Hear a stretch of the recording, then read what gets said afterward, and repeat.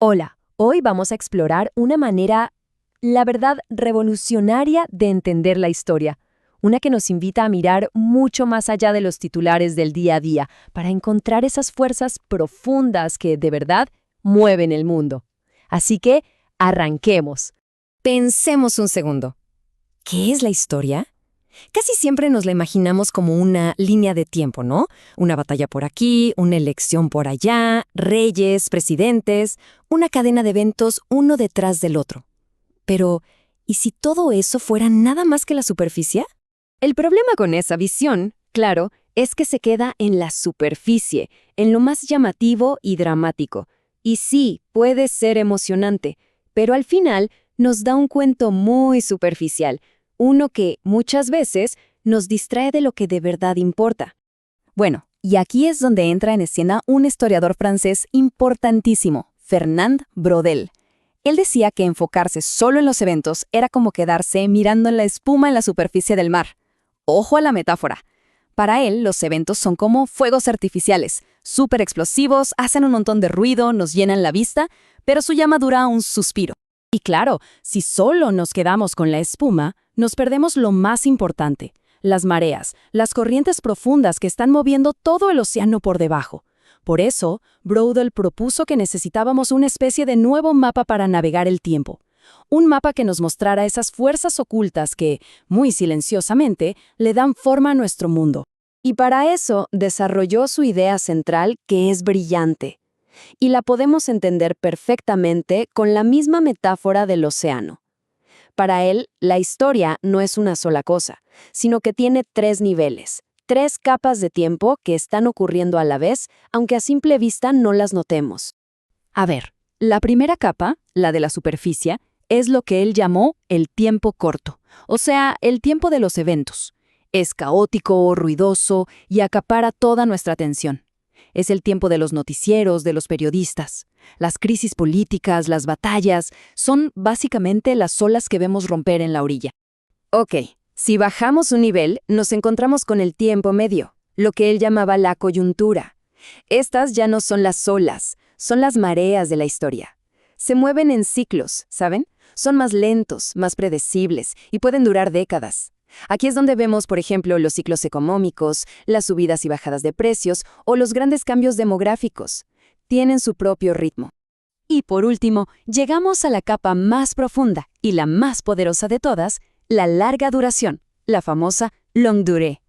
Estas son las corrientes submarinas de la historia. Son casi imperceptibles, se mueven con una lentitud de siglos, y aunque casi no las notemos, son las que determinan el movimiento de todo lo demás, de las mareas y de las olas. Este esquema lo resume todo perfectamente. Arriba de todo, las olas, el tiempo corto, lo que vemos todos los días, la política, las noticias. En el medio, las mareas, el tiempo medio, esos ciclos económicos y tendencias sociales que duran décadas. Y bien en el fondo, las corrientes, la larga duración, o sea, esas estructuras profundísimas, geográficas, mentales, que aguantan siglos enteros. Entonces, la pregunta es, ¿qué son exactamente estas corrientes profundas? ¿A qué se refería Braudel con estructuras? Porque, ojo, no es una idea abstracta para nada, son realidades muy concretas. Para Braudel, una estructura es como una arquitectura social, una realidad que se mantiene casi igual por generaciones y generaciones. Es algo que al tiempo le cuesta un montón, pero un montón desgastar. Y por eso mismo son cosas que obstruyen la historia, que la frenan, y al final determinan por dónde va a ir. De hecho, él usó una frase que es potentísima. Las llamó prisiones de larga duración.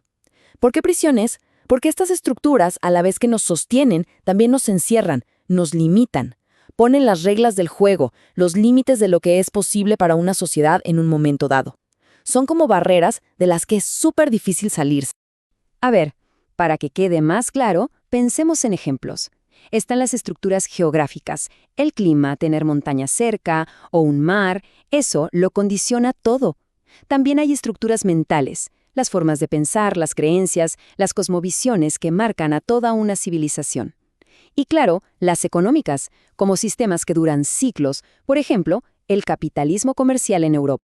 Hay otra analogía que es genial, sobre todo para entender el poder de la geografía. Imaginen que la historia es una obra de teatro. Los eventos, las personas, esos son los actores y sus diálogos.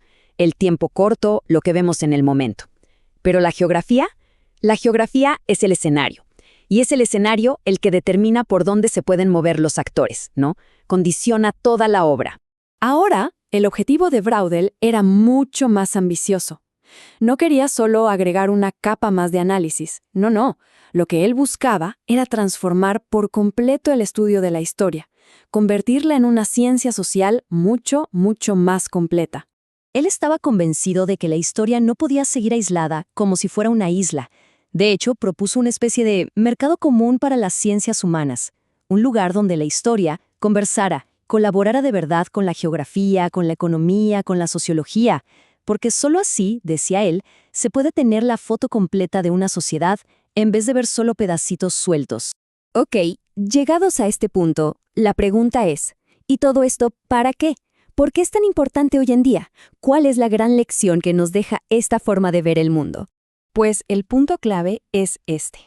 Las olas de las noticias de hoy, esos eventos que nos parecen tan urgentes, tan decisivos, en realidad solo se pueden entender de verdad si vemos las mareas y sobre todo las corrientes profundas que los están causando. Como diría Braudel, el presente está amasado con el ayer, el anteayer y con el pasado más lejano. Así que la invitación es a que la próxima vez que veamos un gran titular, nos detengamos un segundo a pensar. A ver, ¿qué corriente profunda, casi invisible, podría estar moviendo esta ola?